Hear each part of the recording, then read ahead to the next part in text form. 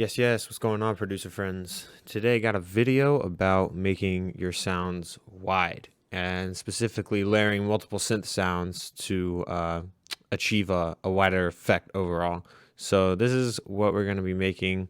Not exactly, I'm not really going to go into the patches or really anything. This is going to be more of a mixing tutorial, but this is the little loop that I made for it.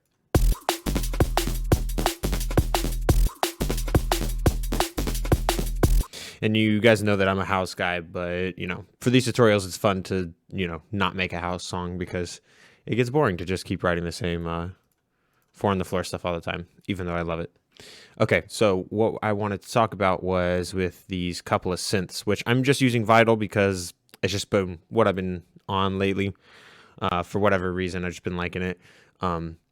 But I'm not really going to go into the specifics of how I made the patches or anything like that. This is going to be more of like a conceptual listening thing. So you're probably going to want to have a monitoring setup where you can hear like wide sounds. So either get headphones, or if you've got one of the iPhones that do the stereo speakers, you can actually take your phone and put it really close to your face, and you'll be able to tell stuff when stuff is mono and when stuff is stereo.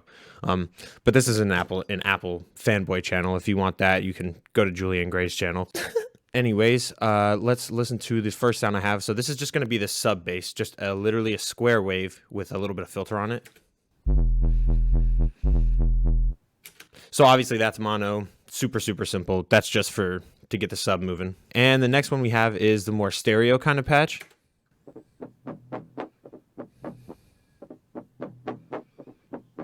So you can see it has like a little bit more movement overall, but this is also the mono patch.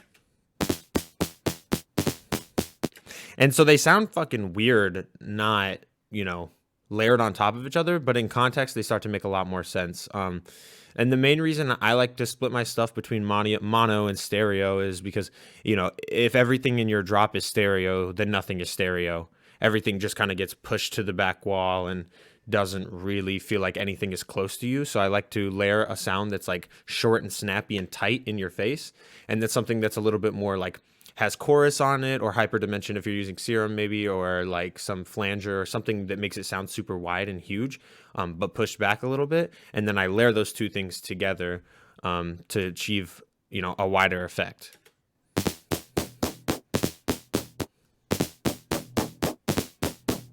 So you can start having movement with the wider synth that you don't have with the mono synth, and then that creates like this cool kind of texture that the sound is evolving over time. But you rarely, like, your ear kind of starts to, if they're moving together rhythmically in the same notes, your ear just recognizes it as one huge sound,